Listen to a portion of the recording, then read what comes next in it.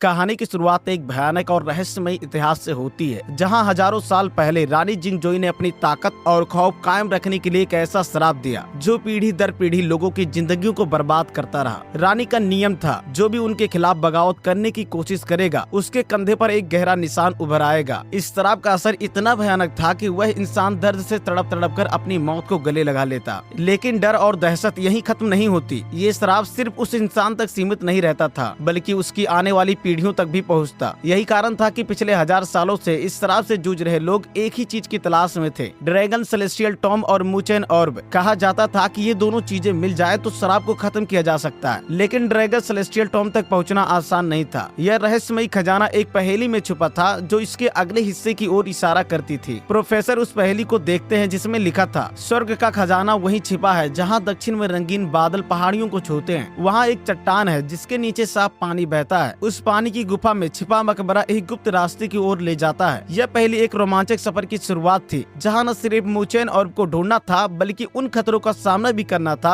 जो इस रास्ते में छिपे थे। क्या प्रोफेसर और उनकी टीम इस पहेली को सुलझाकर श्राप का अंत कर पाएगी? यही इस कहानी का सबसे बड़ा रहस्य है। इस पहेली को सुनने के बाद हुवाई पहेली के कुछ शब्दों का मतलब समझ जाता है। यह पहेली यूनान की ओर इशारा कर रही थी, लेकिन वह पहेली के बाकी हिस्सों का मतलब नहीं समझ पाता। इसलिए वह प्रोफेसर से कहता है कि यूनान जाने से पहले हमें इन सब बातों को अच्छे से समझ लेना चाहिए। इसके बाद हम गोल्ड टूथ, फैटी और लिंगलोंग को एक थिएटर में देखते हैं। ये तीनों हुवाई के दोस्त हैं। तीनों थिएटर में बैठे हुए सभी लोगों को बताते हैं कि उनके पास ड्रैगन सेलेस्टियल टॉम है, लेकिन अभी वे इसे सभी को दिखा नहीं सकते। यह सुनकर शो में बैठे सभी लोग सोचते हैं कि ये लोग झूठ बोलकर उनका मजाक उड़ा रहे हैं, इसलिए सभी लोग उनके ऊपर चप्पल जूता फेंकने लगते हैं। तभी वहाँ पर लिंगलोंग के पिता मिस्टर जाऊ आ जाते हैं। उन्हें देखकर सभी लोग शांत हो जाते हैं। मिस्टर जाऊ गोल्ड टूथ और फैटी को अपनी पीठ सबको दिखाने के लिए कहते हैं, जिनके पीठ पर रानी जिंगजोई द्वारा दिए गए श्राप का निशान था, जिसका मतलब था कि इन लोगों की उम्र 40 साल से कम हो गई है और वह अपने अंतिम समय में तड़प तड़प कर मर जाएंगे। मिस्टर जाऊ बताते हैं कि ड्रैगन सेलेस्टियल टॉम को पाने के लिए Huwai, gold tooth, fatty, Linglong, Sirili और प्रोफेसर लोंग ड्रैगन रिच गए थे। वहाँ पर उन्हें खतरनाक मकड़ियों और लाल आँखों वाले भेड़ियों का सामना करना पड़ा। ड्रैगन सेलेस्टियल टॉम कोई खेलने की चीज नहीं है, बल्कि यह जिंदगियां बचाने के लिए है। इधर हम सिरिली को देखते हैं जो प्रोफेसर को बताती है कि मिस्टर जाऊ को एक आदमी मिला है जिसका नाम ब्लाइंड चेन है। ब्लाइंड चेन वह आदमी है जो 30 साल पहले एक ग्रुप को यूनान के सियांग वांग इलाके के मकबरे तक ले गया था, लेकिन उस ग्रुप में से ब्लाइंड चेन अकेला जिंदा वापस आया और उसकी दोनों आंखें अंधी हो चुकी थी। साथ ही वह पूरी तरह से पागल हो गया था, इसलिए उसे मेंटल हॉस्पिटल भेज दिया गया। इसके बाद तीनों मेंटल हॉस्पिटल जाते हैं, जहाँ एक डॉक्टर उन्हें ब्लाइंड चेन के पास ले जाता है। वहाँ पहुँचते ही ब्लाइंड चेन कहता है, तुम आ गए। यह सुनकर हुवाई थोड़ा हैरान होकर डॉक्टर से पूछता है, क्या वह सच में अंधा है? डॉक्टर जवाब देता है कि वह पूरी तरह से अंधा है। उसके बाद ब्लाइंड चेन आगे आता है और सिरिली का हाथ पकड़कर उसके रूप रंग के बारे में बताने लगता है, जैसे कि वह कोई अंतर्यामी हो और उसे सब कुछ दिखाई दे रहा हो। यह देखकर प्रोफेसर और हुवाई हैरान होने लगते हैं। तभी ब्लाइंड चेन सबको कहता है कि तुम सब बाहर चले जाओ, मैं इस खूबसूरत लड़की से अकेले में बात करना चाहता हूँ। यह सुनकर सभी लोग हैरानी से एक दूसरे का चेहरा देखते हैं और दरवाजे के बाहर चले जाते हैं। इसके बाद ब्लाइंड चेन सिरिली का हाथ फिर से पकड़ लेता है। सिरिली उससे पूछती है, दक्षिण में वह पहाड़ी जहाँ ड्रैगन छुपते हैं, इसका क्या मतलब है? लेकिन ब्लाइंड चेन उसके सवालों का जवाब देने के बजाय इधर उधर की बातें करता है और उसकी सुंदरता की तारीफें करता है। यह सब बातें गेट के बाहर खड़े होकर हुवाई और प्रोफेसर चुपचाप सुन रहे होते हैं। ब्लाइंड चेन की अटपटी बातें सुनकर सिरिली इस बार थोड़ी गुस्से में कहती है, मुझे बताओ मुचेन ऑर्ब को कैसे ढूंढा जा सकता है? तभी ब्लाइंड चेन भी गुस्से में जवाब देता है कि तुम उसे कभी नहीं ढूंढ सकती, क्योंकि तुम उन खतरनाक पहाड़ियों को कभी नहीं पार कर पाओगी। ब्लाइंड चेन इससे ज्यादा कुछ नहीं बताता और फिर से उल्टी सीधी बातें करना शुरू कर देता है और बिना मतलब का सिर्फ हंसता रहता है। ब्लाइंड चेन का यह व्यवहार देखकर सिरिली उसे ताना मारती है कि तुम भी ऑर्ब ढूंढने निकले थे, लेकिन अब तुम्हें उसके नाम से डर लगने लगा है। यह सुनकर ब्लाइंड चेन गुस्से में अपना चश्मा उतार देता है। उसकी आंखें पूरी तरह से लाल और बेहद डरावनी थी और रोते हुए कहता है, दोबारा कभी मत देखना इन आँखों को।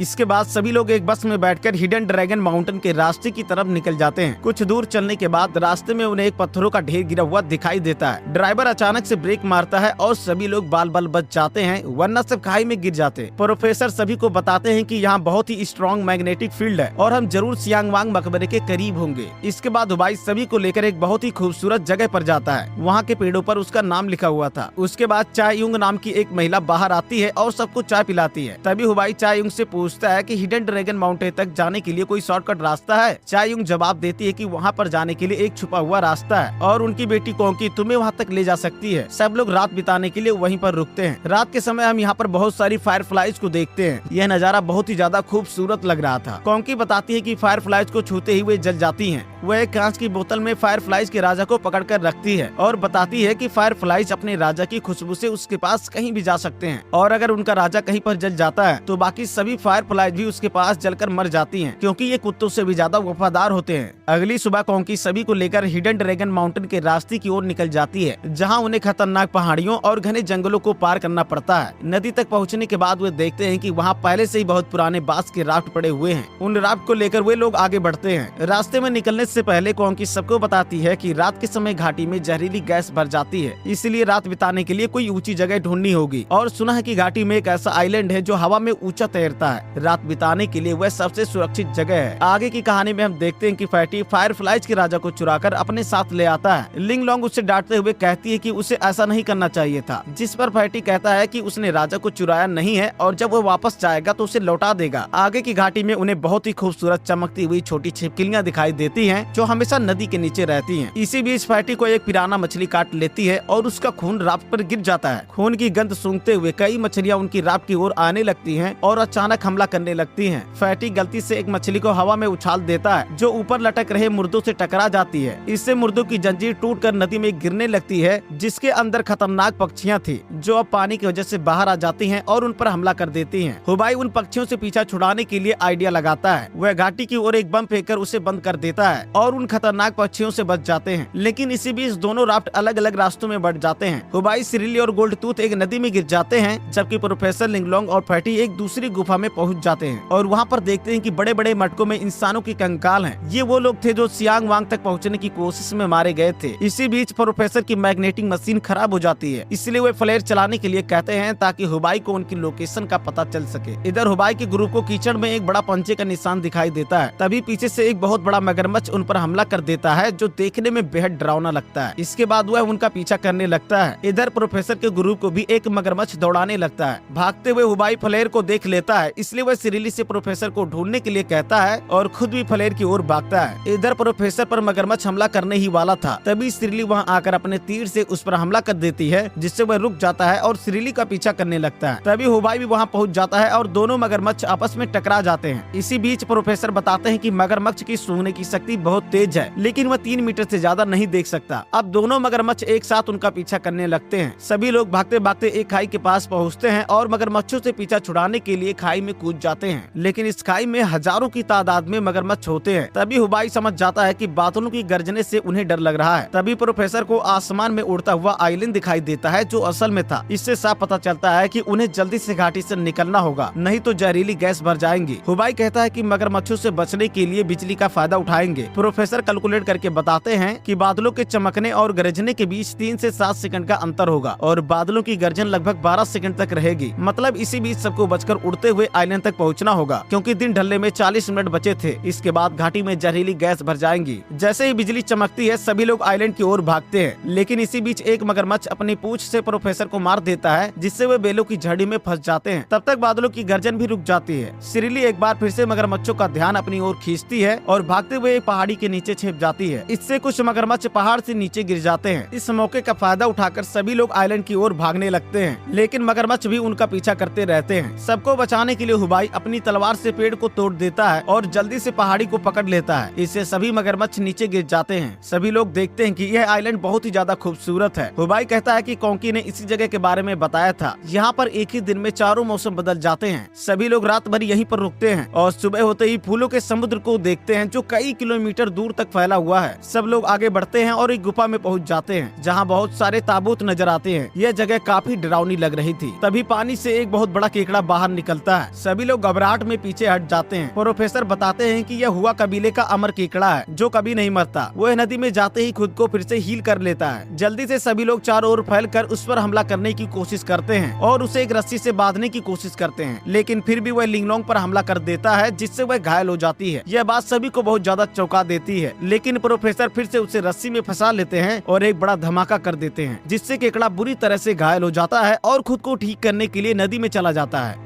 हुबाई भी उसके पीछे नदी में कूद जाता है और अपना हाथ काटकर थोड़ा सा खून गिरा देता है। इसके बाद पिराना मछलियाँ वहाँ आ जाती हैं और केकड़े को पूरी तरह से खा जाती हैं। हुबाई सुरक्षित बाहर आ जाता है, लेकिन बाद में लिंगलोंग की मौत हो जाती है। यह सीन सभी को बहुत ज्यादा इमोशनल कर देती है। इसके बाद सभी लोग लिंगलोंग की लाश को एक ताबूत में रखकर पानी में तैरा देते हैं। तभी प्रोफेसर कहते हैं, अब मैं आखिरी लाइन का मतलब समझ गया हूँ, जो झुकेगा वही बचेगा। हार मान लो और खुद की जिंदगी बचा लो। हमें वापस लौट जाना चाहिए और जो जिंदगी बची है कम से कम उसे तो जी सकेंगे। प्रोफेसर की बात सुनकर हुबाई को छोड़कर बाकी सभी लोग वापस जाने के लिए तैयार हो जाते हैं, लेकिन हुबाई कहता है, हमारी कोई गलती नहीं थी, फिर भी हम इस शराब को झेल रहे हैं, तो हम इसके खिलाफ क्यों नहीं लड़ सकते। मैं बस उस इंसान से मिलना चाहता हूँ जिसने इस शराब को बनाया है। मुझे उससे बात करनी है और उसे यह शराब हटाने के लिए कहना है और कुछ नहीं। इतना कहकर हुबाई अपनी जिंदगी दांव पर लगाकर आगे बढ़ने लगता है। उसकी हिम्मत भरी बात सुनकर बाकी के 3 लोग भी उसके साथ पहाड़ी पर जाने के लिए तैयार हो जाते हैं, लेकिन प्रोफेसर कहते हैं, मैंने हमेशा सबके लिए यही चाहा कि सब लंबी उम्र जिए। इसके बजाय मैं तुम लोगों से अलग हो रहा हूँ। मैं तुम्हारे साथ नहीं आ सकता क्योंकि हम दोस्त हैं और मैं तुम्हें खड़े खड़े मरते हुए नहीं देख सकता। मैं तुम्हारा बाहर इंतजार करूंगा ताकि तुम्हारे शरीर को घर पहुंचा सकूं। इसके बाद सभी लोग पहाड़ी में बने ताबूत की मदद से ऊपर चढ़ते हैं और देखते हैं कि वहां पर एक आसमानी महल है। वे लोग 3 सदियों वाले पुल को पार करके अमरता द्वार तक पहुंचते हैं, जहां पर उन्हें मूचेन और दिखाई देता है। तभी पहाड़ी में बने ताबूत से भयानक दिखने वाले जानवर निकलते हैं और उन सबको चारों तरफ से घेर लेते हैं। वे लोग उन जानवरों से लड़ाई करने लगते हैं। सभी जानवर उन पर हमला कर देते हैं। इस मौके का फायदा उठाकर हुबाई मूचेन और उठा लेता है और को उठाते ही जोर जोर से घंटियां बजने लगती हैं और सभी जानवर डरकर वहां से भाग जाते हैं। तभी पहाड़ तोड़कर एक बहुत ही भयानक एनाकोंडा निकलता है, जिसे देखकर सभी लोग घबरा जाते हैं। इसके बाद फ्लैशबैक में दिखाया जाता है कि रानी जिंगजोई ने मूचेन ऑर्ब को अपने पालतू सांप को दे दिया था, जिसे लेकर वह हजारों साल तक चलता